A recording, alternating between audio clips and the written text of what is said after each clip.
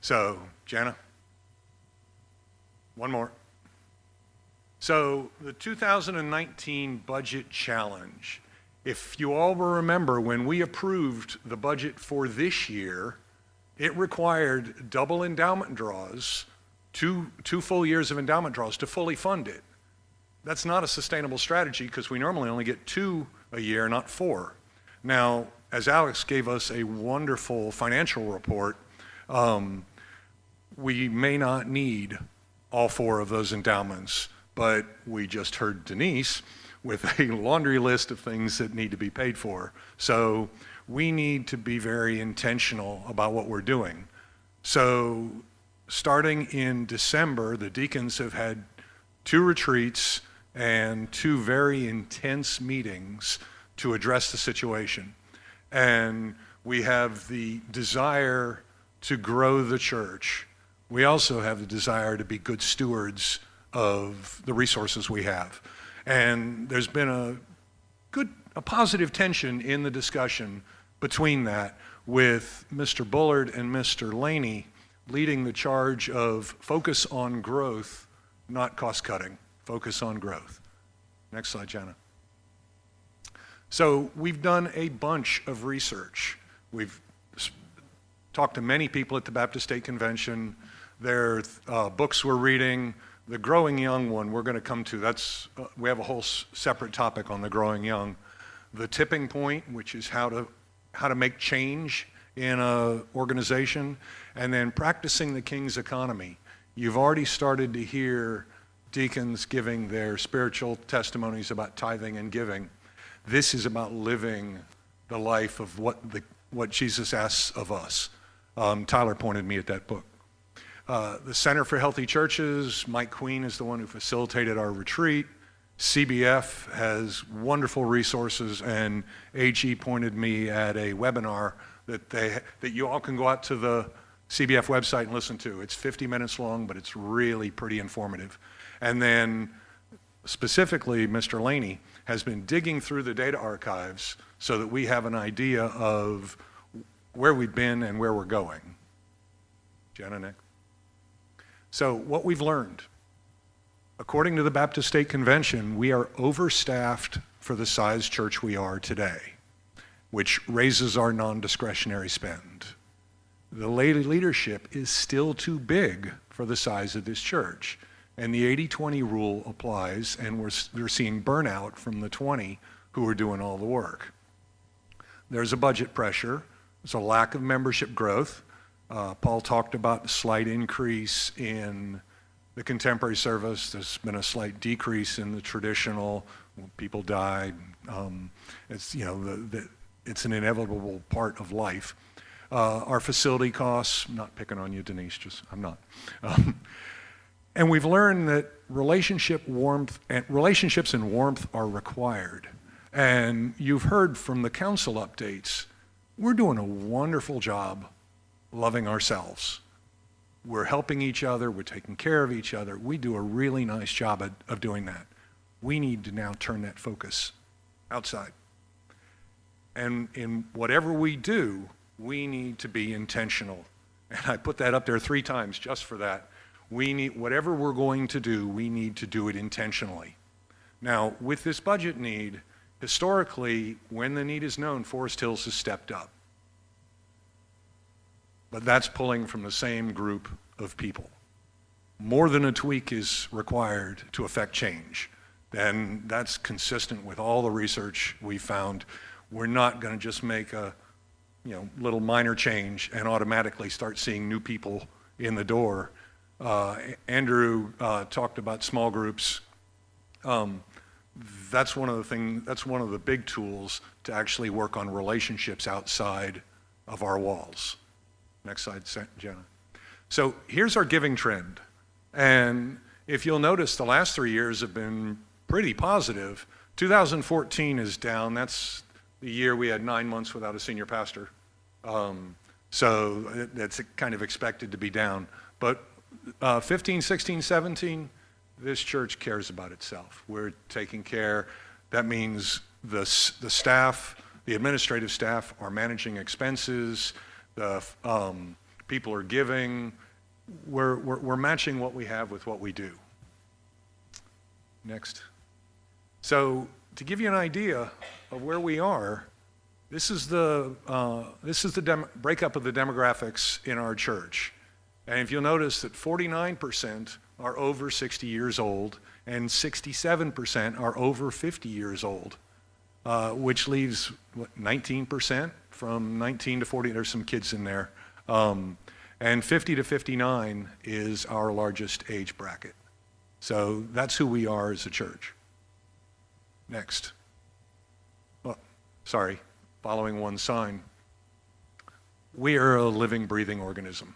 And just like our human selves, if a line does not produce children, it will die out. I mean, that's just what happens. That's life.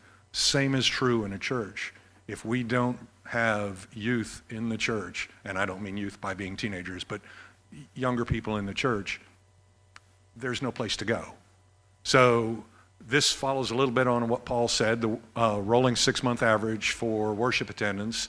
And you'll see that the first 5 months of this year, 321 combined from both. December to July, 291, which has, July and August are some pretty big months for people to take vacations. So that's not that big of a drop. We haven't really formalized our data gathering. So June 16 to January 17, we didn't collect any data. We're going to be better about that so that we can look for trends. As I said before, relatively flat and traditional, moderate in contemporary, and the attendance is steady. Next. So, as part of the retreats that I mentioned, the deacons and the council chairs got into a room, and the staff joined us, and we talked through, if we have to make more than a tweak, what are we going to do? What are the things that are most important to us as a church? And everybody got a bunch of little sticky pads, and everybody got to write down, we should do X, we should do Y, we should do Z. And we had, 100 and some from 20 people, we had 100 and some ideas. And then we got together and grouped them, and by priority, top to bottom, this is what the deacons said. Focus on discipleship and stewardship. We need to be good disciples, and we are called as being disciples to fish for men. We need to give of our resources, our time, our money, and our talents, and we need to encourage each of us to do that. There's a lot of talented people in this room. We should take advantage of that. Enhance the worship. And we intentionally didn't say improve in this point because many of the worship services are really, really, really moving. But we need to make them so that they will also help us engage the people who visit us by stepping through these doors. Community outreach, meeting physical needs locally. Let's be a good neighbor and reach out. Missions International has always been key to this church, and youth and families. So that's what your deacons thought were the most important things for this church to be doing. Now, that stuff's on the right. On the left, there was a report done looking nationally about what successful churches are doing. They're focusing on relationships and warmth. They're really leveraging small groups. Going back to the early times when church was just in somebody's house. Everybody got together, small groups, and you share both life and the Bible, the spiritual needs. You get to know each other, and there's an intentional piece here about actually reaching out to your neighbors. Bring somebody that you know from work. Get to know them first. It can be a very safe way to do that. Engaging worship, just talked about that. be a good neighbor, reach out to those around you, and missions and sponsorships. So your deacons and what successful churches are doing are really very well aligned. So here's what the next steps are. We are going to focus on discipleship and stewardship. We want to make it perfectly acceptable. Let's take the nervous fear out of talking about stewardship. Let's be joyful givers. We've got a team together that's going to work on reducing the church leadership overhead so that maybe we can have a fewer number of roles and more people who are, instead of doing administration, can actually do service. He's not here today, but you all know that prior to Neil coming, Derek Graham led the leadership team for 3 years in a row. And since he stepped out, I've tried to get him back into the deacons because I think Derek has so many gifts to offer. But he says no. He says he's doing too much, and you can't argue with that. He's wonderful. His gifts are boundless, but there's an example right there that if we can shrink the number of people in leadership, that we can give many more people the opportunity to serve and serve and serve. We're building a small team that's going to work on focused improvement in both worships. Andrew did something rather interesting. For those of you here for the contemporary worship, we sort of interrupted the worship and had prayer tables at the back of the room for people to come and pray as a way of being more engaging, more participative in that space. And I thought people are a little shy, awkward, but as the more we do that, the more it becomes normal to where you get engaged in the worship, the better. Community outreach and engagement. We will have a small team of people who are going to come up with ideas for how we engage the community, kind of like we already do with Fred Oles. And I'm going to echo what Tyler said. When we do this, if Forest Hills is going to step up, we're going to have more people here than we need rather than not enough. That's us showing our commitment to this church and to being disciples. We are giving time for growth to occur. One of the things that we have is, as I said before, declining membership. We've had member loss, both through death and through people relocating. Those tend to be older, bigger givers.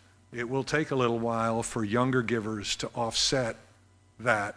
And since we're right on the edge of the budget, we need to be very careful there. But financial management are proactively working so that we can continue to do everything that we need to do. Now, one point I need to call out here. If we're going to change the way we do things with our limited resources, we may have to stop doing some of the things that we do now. We just may have to. Now, I've had this conversation in groups of 1 or 2 over the past 3 months with many of you. And through those conversations, everything we do has been passionately defended by someone. Everything.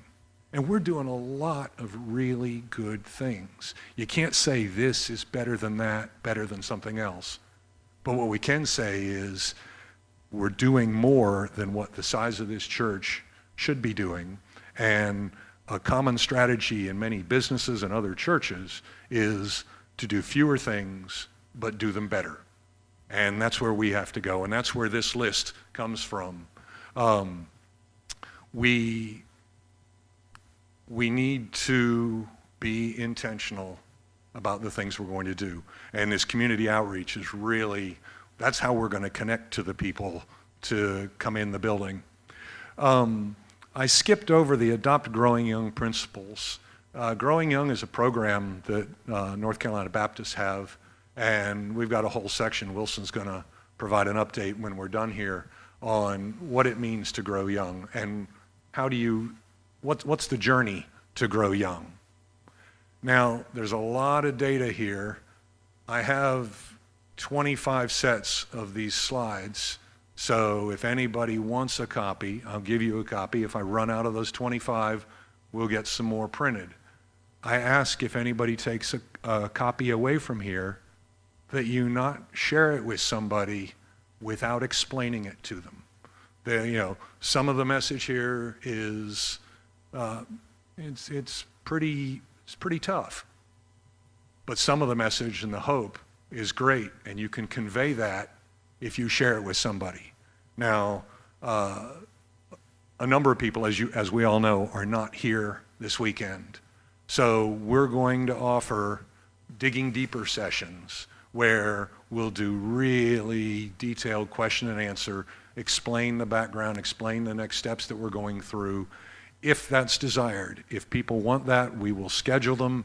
I'd like a show of hands now of people who would actually be interested in a deeper dive into this material. All right, seeing a handful. So we can probably do that with a single session. We'll work with, we'll get communication out to everybody and say, we'll offer at least 2, because some people aren't here on Wednesdays, some people aren't, some people are on vacation on Sundays, so we'll do that. Jana? And here, Mr. Laney with Growing Young.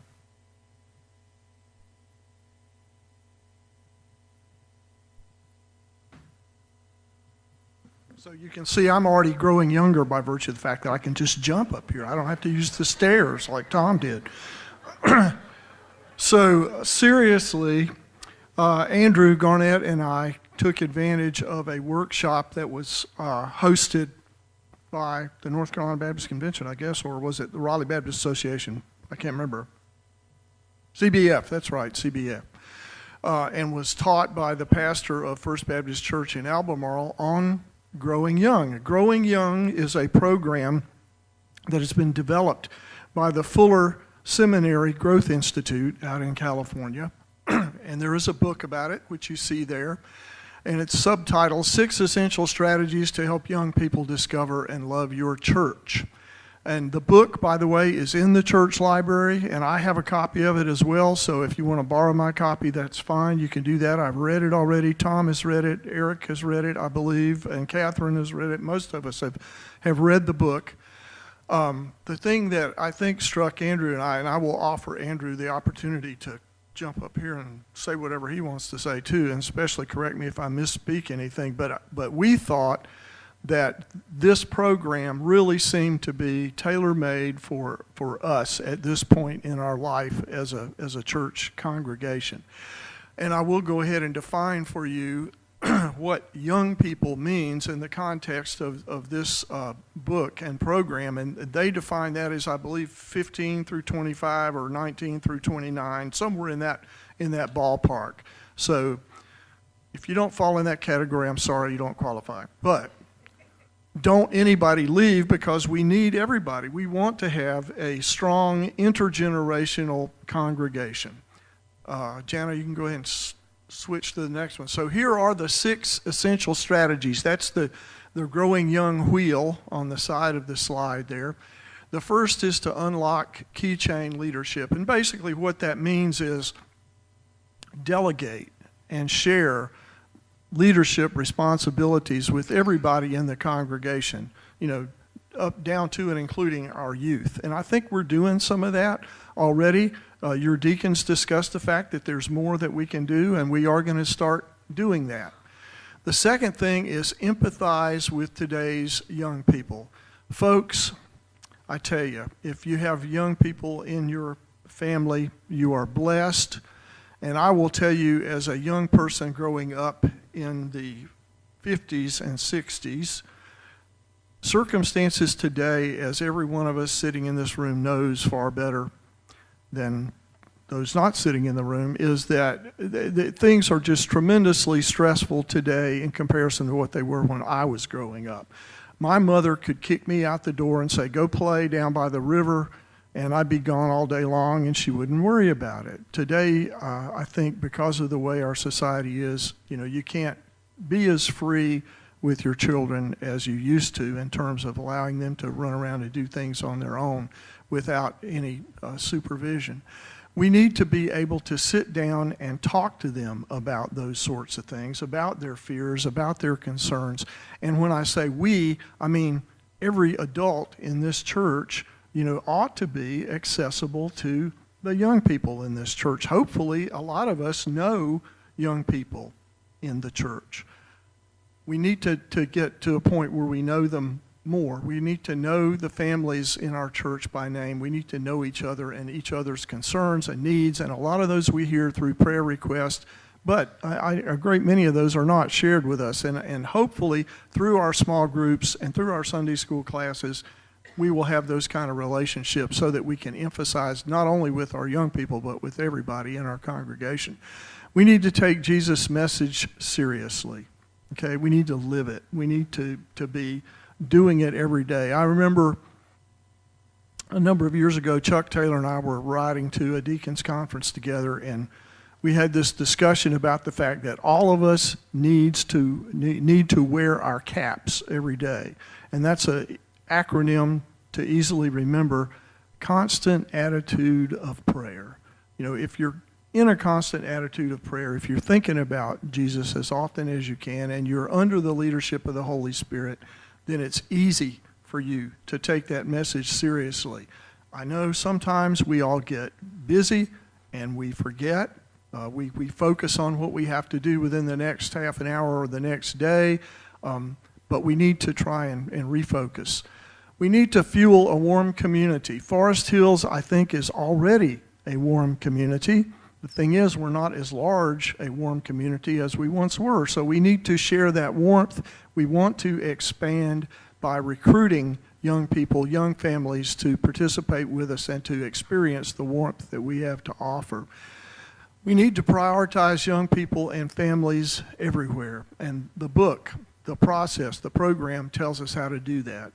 And finally, we need to be the best neighbors that we can to those in the immediate community around us, and I would include NC State and Meredith in our community, as well as those folks who are resident around us in the neighborhood. And I think we're doing a pretty decent job of that. But clearly there are unchurched folks around us in the community here that might welcome an opportunity to come and participate in our warm community. So there are some myths that are covered in the book about churches that change to grow young. Some of those myths are, and again, I'll digress for a second, say this book is based on a tremendous amount, 3 years worth of research that these folks did that involved hundreds of churches and compiled hundreds of interviews and found that a lot of the things that people think are required to grow young just aren't true. The first one is that there's a single silver bullet that you can implement to grow young. Simply not true. The second one is that bigger or well-resourced churches can change faster or easier, and that also is not true. They found that little churches were doing just as well as big churches in terms of growing young. And finally, hiring, and you fill in the blank, in our case, I guess it's a senior pastor, will solve the problem.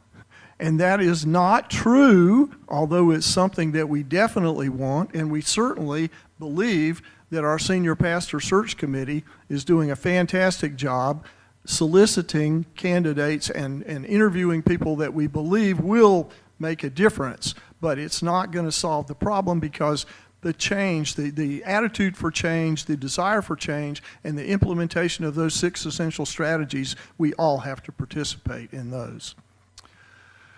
So the bottom line recommendation is that we believe growing young can help us grow. The diaconate, as already noted, is reading and learning more about the program. We've talked to our Terry and the pastor search committee about it. They're aware of it. They have visibility with it, and they can discuss it with candidates. We're introducing it to you all now as a topic for discussion, and we do have the opportunity in 2019, if we want to do so, to join a cohort of North Carolina churches who are going to be doing it formally. It will cost a little bit of money, but we can decide later if we want to do that. The book has the program in it. We don't have to wait. We can go ahead and start it now. There's an evaluation process that we need to go through first. And let me just ask Andrew, you want to add anything?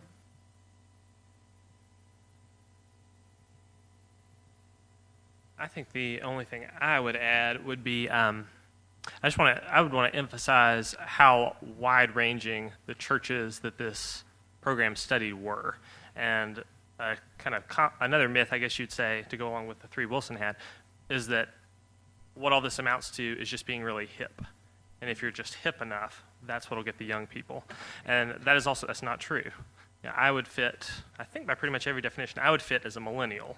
One of those people we hear all about, that we're talking so much about the millennials. How do we reach the millennials? And all the staff try very hard not to tell you our worship preferences, which worship service we prefer more. I still will not do that. But what I will tell you is that probably my preferred style of worship we don't have here, because I would want something I want some Latin in my church service. I want it to be super liturgical. If you follow me on Facebook, I like people who died about 1,500 years ago. I don't like hip things. That's not what's doing it for me. So all this does not mean getting a fog machine. Any church can do this. It is not about worship style. It's about attitude, and it's about philosophy. So I think I would really want everybody to hear that, especially if you're someone who goes to the traditional service. I feel like this could have been a bit of a discouraging conference for you, because we've heard a lot about contemporary and positive signs in contemporary. It is not hopeless for either worship service. This is not about worship style. This is much, much bigger than that. So I just want to emphasize that. I'll just add to what Andrew said. I think both of our worship services are intergenerational, are they not? I think we have a broad range of age groups in both services. So, questions? Yeah, so now we want to do questions on both topics, the budget prep and the setup for growing young and growing young. If anybody has any questions, Ms. Goodell has a microphone.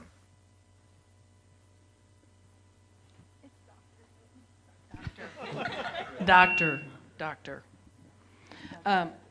So I have a question. As we are looking at this program, because you can look around and you see our 25 and unders are not here, and yet we have members that are active. So are we going to work on engaging them in this process too? The ones that are in that age group, how are they going to be informed of this? Because, they're not sitting amongst us in our meetings. So two things. One, AG, your son-in-law, provided a breakout of how generations behave. What do the builders do? And all the way down to the millennials. Millennials are going to align to a cause. They're not big on administration. Getting them in this room would be a waste of their time. They don't want to be here. So there's work for the older folks to do. Somebody's got to run the church. So we have to intentionally reach out to them, kind of like what you guys are doing on Wednesday nights. Find them, bring them into our homes, and get to know them. The one thing that ties these two pieces together, I said at the start, relationships and warmth. Everybody in this room is here because you consider this a family.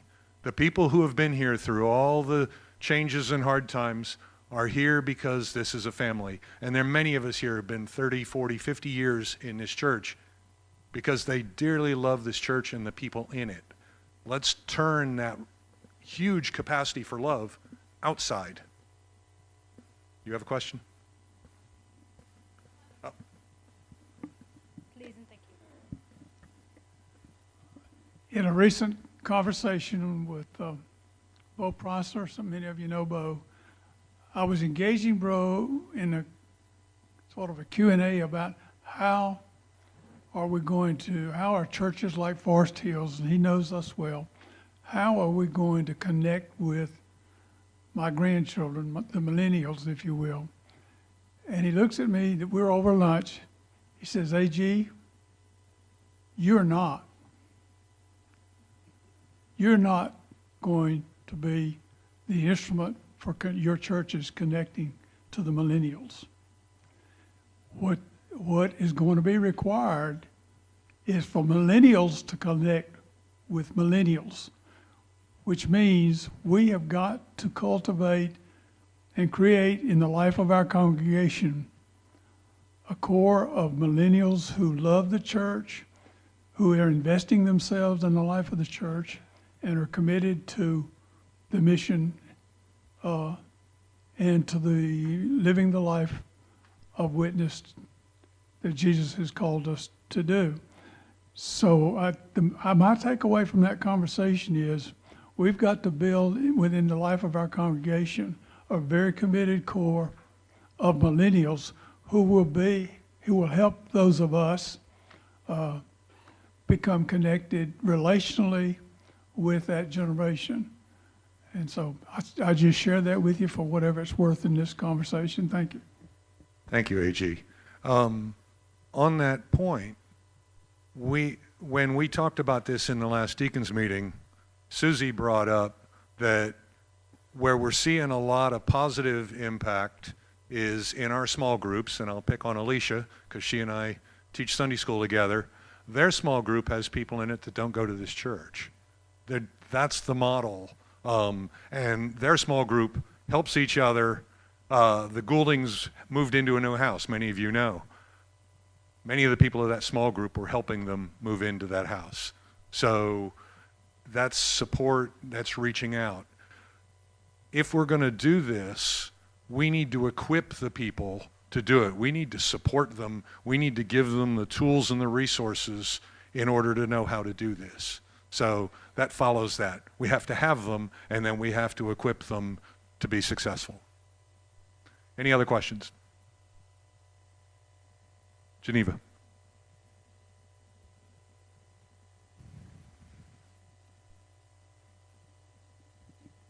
Mine is not necessarily a question, it's an observation and a comment. I'm very glad to hear about this trying to reach the younger people. I believe it was when we first started working to do the space for the gathering place, and they were showing some drawings. I told Taylor Freeman at that time that this church was going to depend on his generation, not my generation, that my generation was becoming infirmed and dying, and that the young people of this church were going to have to see that it carries on. And this is so important that we look at this type of a program so that something like this could be instigated in order to reach younger people, because the older ones, like us, many of us have grown up in churches all our lives, and this place is near and dear to our hearts, and we would not want to be anywhere else. But these younger people have not been exposed to that. They're going to have to learn about it and have a growing love to want to be here. Thank you. Any other questions? This isn't a question either, more of a comment, but I've just been reflecting on I think a lot of positive things that I've heard in this church conference, and I've also thought about a lot lately about what we have to offer a potential new pastor. And I think it's a powerful combination of four things. I think we have a church leadership who are willing to think ahead, be mindful of the changing times, and do some planning even before he gets here. Most churches would just wait for a new pastor to be on board and then start doing their strategic thinking. Secondly, I think we have in fact, I know we have a very strong, young, talented staff, not necessarily beautiful, but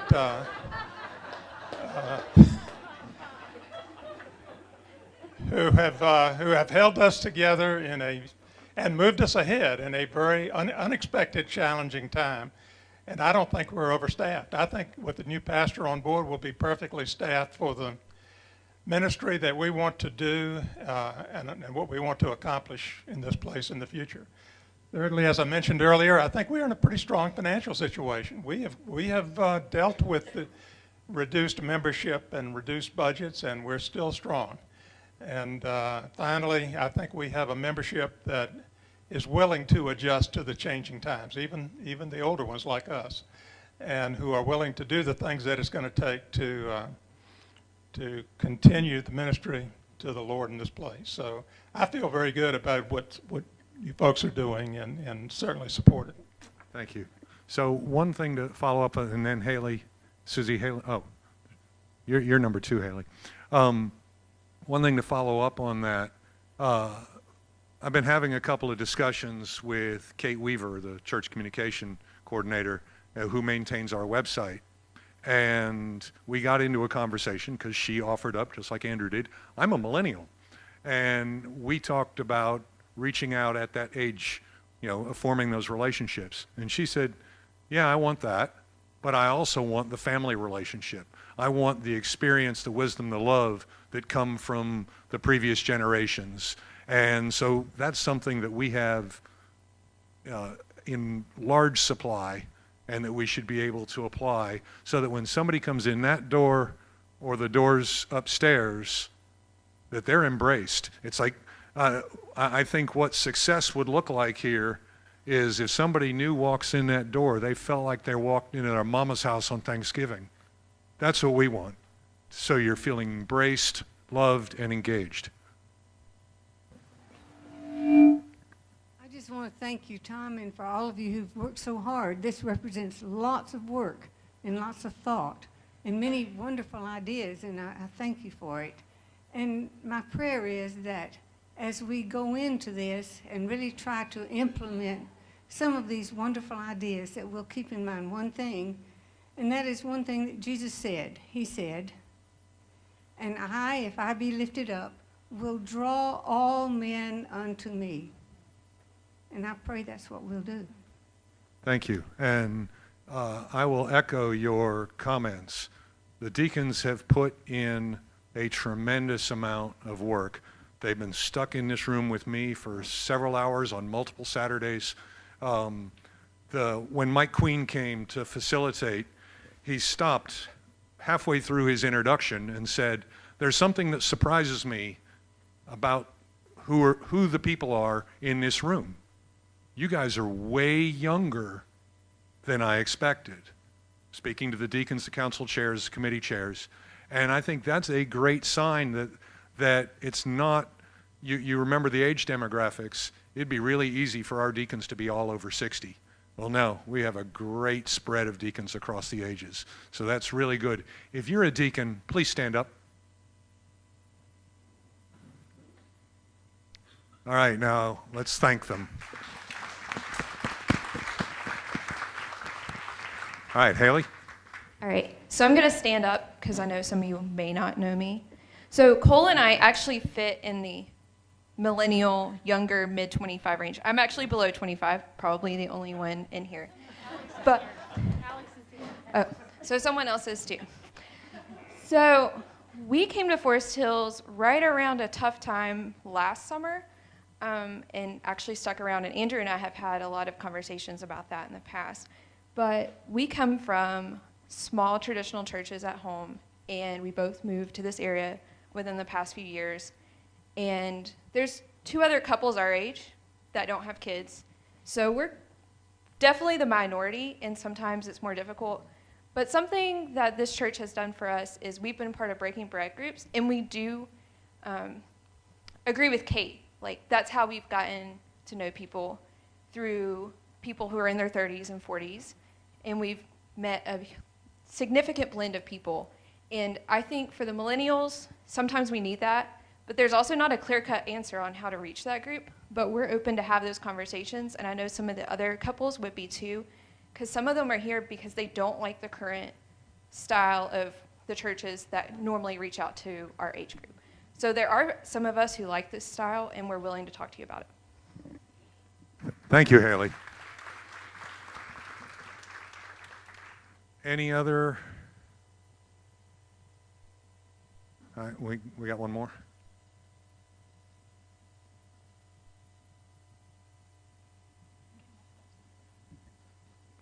Good exercise plan.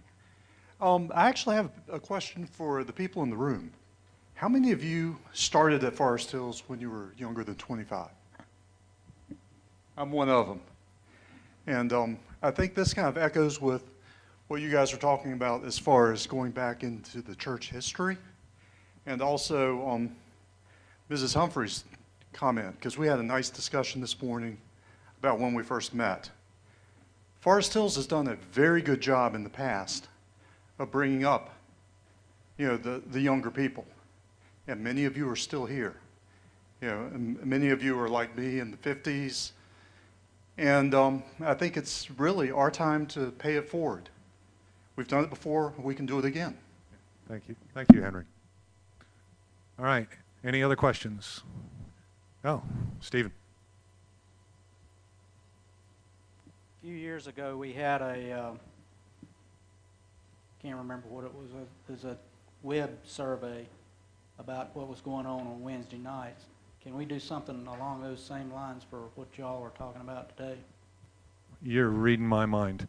I was going to provide a summary to say what the deacons are going to do. One of the things is there's a small group of people who are going to work with Paul and Ashley on emphasizing worship. There's also going to be a small group of people who are going to reach out and talk about how we're going to improve our discipleship. And, Bobby and team did a couple of years ago, did some work that launched the small groups. The deacons have agreed that we're going to sponsor, endorse, and encourage small groups and getting people involved. And then there's also a small group of people who have raised their hands and said, I want to learn how to be a good neighbor. I want to help us reach out to the community. And when we do that, we'll need, the deacons can't do all this on their own. We'll need to reach out to the congregation and say, we want to work with our community. What should we be doing and how should we be doing it? I said before, the millennials will align to a cause, and every deacon's heard me say this 4 times at least. Are we the church that's going to feed the hungry or clothe the naked or children's essentials? What are we going to do? There's probably 2 or 3 things. Everybody here would say Forest Hills pedigree, college and international. That's what we've done for, as long as I've been here. We need to have something that's that succinct so that if you're talking to somebody and you can say, you should come to my church. We do X, besides love Jesus, which would come first. Thank you.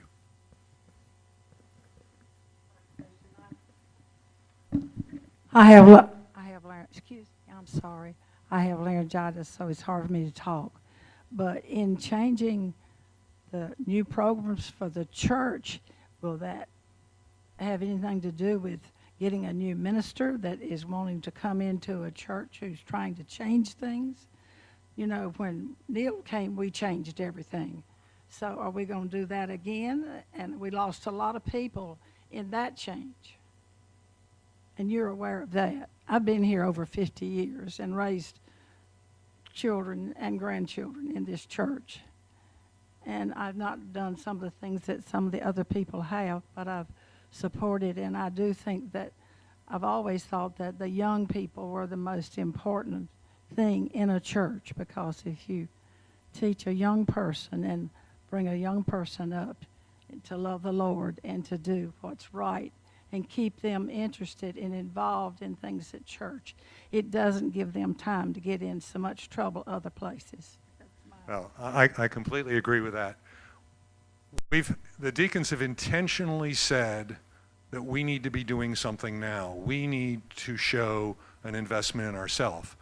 But we've not exactly picked out if we're going to feed the hungry or clothe the naked, or because we've been encouraged by the pastor search committee that the new senior pastor may want to have an influence in what we're doing. So what we're hoping is that this becomes complementary.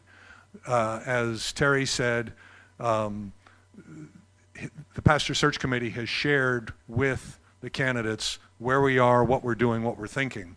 And they're also aware of the all the forces out in society and culture today. So nobody's going to come in here and expect things to just stay static. They're going to expect change. And if you remember one of the previous slides said more than a tweak is required. Well, we're going to need more than a tweak. And we're also going to need everybody to support each other. For the people who are uncomfortable about some of the changes, let's understand why we're making those changes.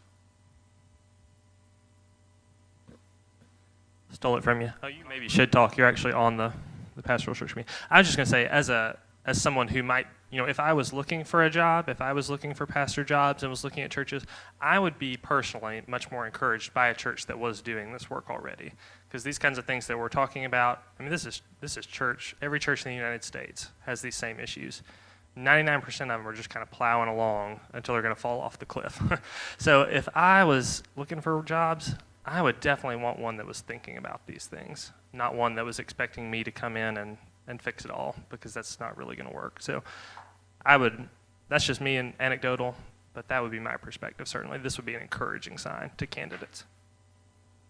Yeah, and I'll just re-echo that along with what Wilson said. So everybody that we're serious about knows what's going on, but they also know that we do not have an expectation that they are the silver bullet.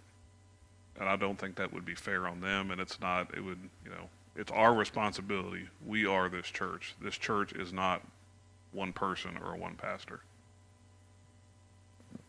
Thank you. Sue?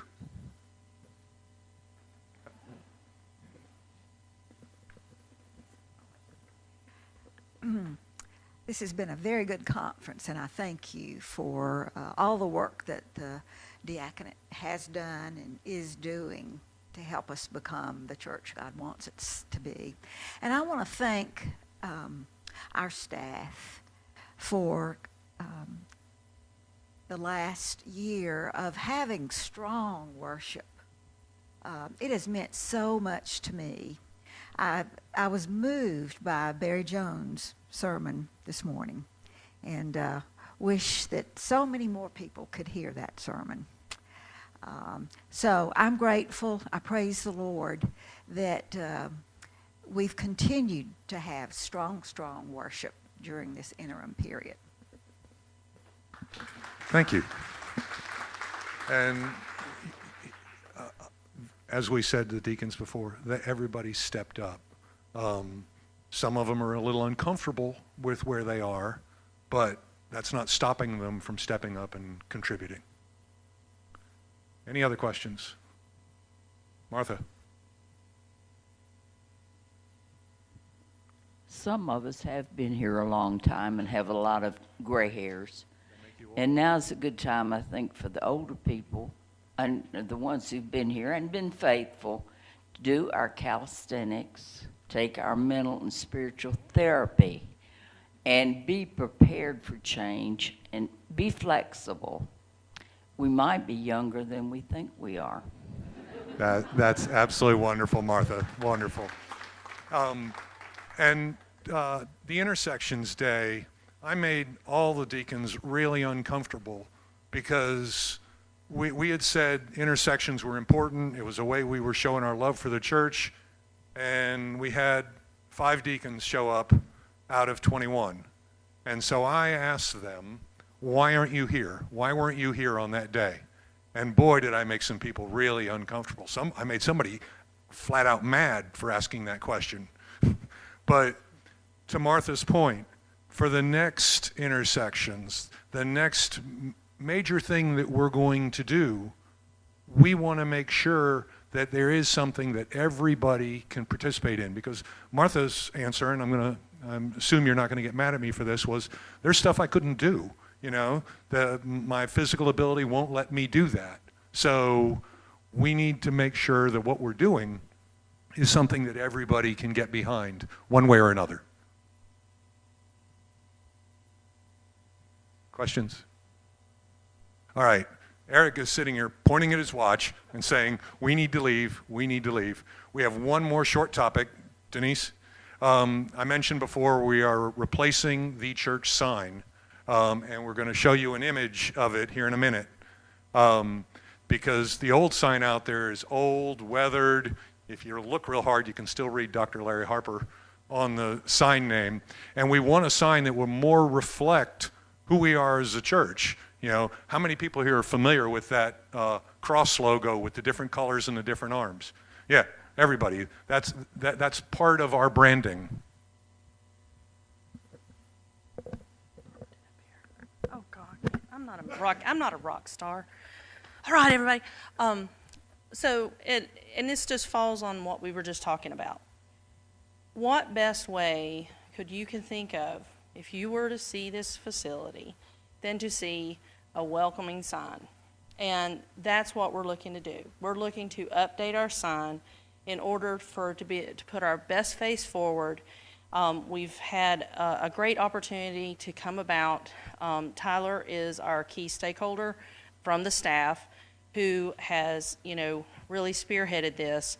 And as a team, we have reviewed and we have really worked through some of the details on what we're going to be looking to do. The sign out there is outdated. It's polystyrene injected, so it's not like we can go out there and just slap a coat of paint on it and think everything's okay. It's something that we need to replace. We are going to take, and as we say, Jesus is our cornerstone. We're going to use him for the foundation. We're going to keep the foundation that we have there, which is a brick foundation, and we're going to build onto that. And luckily, we have an experienced mason who worked for many years as a mason up in Ohio in the central Midwest part of the neck of the woods. And Steve Comneth, who is our facilities coordinator, superintendent, handyman, whatever you want to call him. He has taken this on as being a task for us to do. Jamie, our sort of our office manager, has the ability for us to be able to do the signage. And we're going to be able to do this with a huge return on investment in the fact that it is going to be not a huge amount of expense. It's going to be, we are trying to be very, very cognizant of our funds here, and we are trying to do everything we can on a shoestring. So, when you see this, I hope that you can, understand where we're coming from. We've really tried to implement and make some modifications to implement on, the styling of it, thinking in terms of the style of our church, how the logo looks, and then just what is the message we are trying to convey here. It is not about a single individual. We should be always looking to the Godhead, Jesus Christ, and the Lord himself, and the Holy Spirit who dwells within us. So we hope that, when you see this, it's going to be something that you're going to be able to appreciate and really, I hope that it conveys what you think of as, for Forest Hills as we go forward, in the next years that we, hopefully it'll last longer than the one we have out there, but we all know that logos change, so please understand that we have the ability to do that and hopefully do it economically if we have that opportunity to come up again. So Jana or whoever's. So this is the new sign. The base you see is reusing the existing church base there. We've looked at it. We've looked at larger. We've, right now what we have is quite small, even to carry standards. Taking into consider their municipality limitations on their signage. Raleigh is being a little bit, thinking a little bit of ahead and allowing us a little bit more square inches. And so we've really looked at the opportunity here to make it bigger to see. We're using our current logo, and then we're focusing not on when our worship services are happening or what church or what pastor we've got or who's doing this or what. We want them to look as the church as a whole. And with that, we are saying all are welcome. It's pointing us, where does everybody want to go nowadays? It's not a pamphlet. Where is it? It's the web. We're including our website. So we hope that this will be a simple, not have to stop and read it all the, when we're in, when we're out and all that kind of thing, but something that you can drive by, see, and know what we represent. And hopefully it will encourage people to say, you know what, I sort of like that. Let's check them out. It's a little bit different. Maybe the community might take interest and go out to see our website. Maybe they might take an interest and walk through the doors. Now hopefully, as the property management team is bringing this to you guys, understand there's a few little tweaks we got to work through, but we're doing that. We're going to finalize on the cost, but this is, pretty much the design we're looking to implement. So does anybody have any questions? I think it's about, I didn't get the measuring tape out because I forgot to bring it with me, but I think it's a little over 4 feet. It's about like a 42 inch. It's not very tall. 42 inches like a countertop on when you go up to a reception desk. So you're talking, anywhere from 42 inches and under. We took in consideration the size. The original design was quite large, and although we could do that, we sort of shrunk down the brick and enlarged the sign, but also we were considering the fact that it sits right next to a bus stop. And for safety's sake, we really don't want this to be creating an opportunity for bad instances to happen in our community. We want people to see it. We want to be able to convey our message, but we don't necessarily need to have sign church, So we really want to, work on being able to convey the message, make it readable, make it speak for us, because so often signs say so much about what that particular organization is about. Yes, the light, everything is still going to stay the same.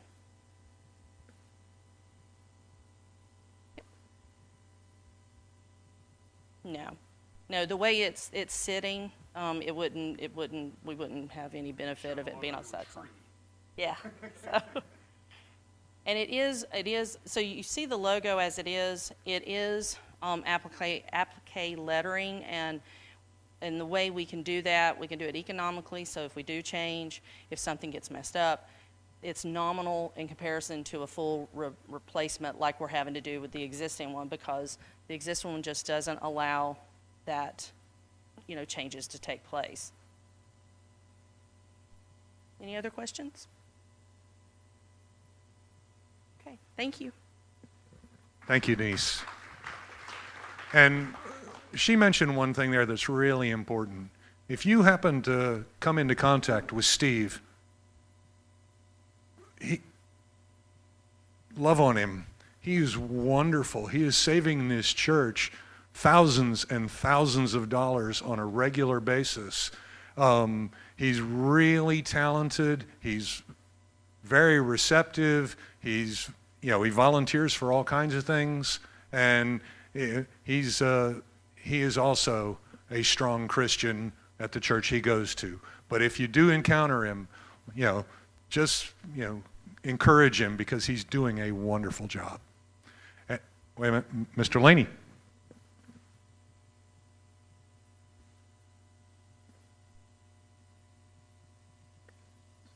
Oh, you're right. There are a number of our seniors who have taken the lawn care, the building and grounds, on their own shoulders, and that's saving us a huge amount of money as well. Yeah. All right, and with that, we are going to turn everybody loose. Thank you very much for your time and attention.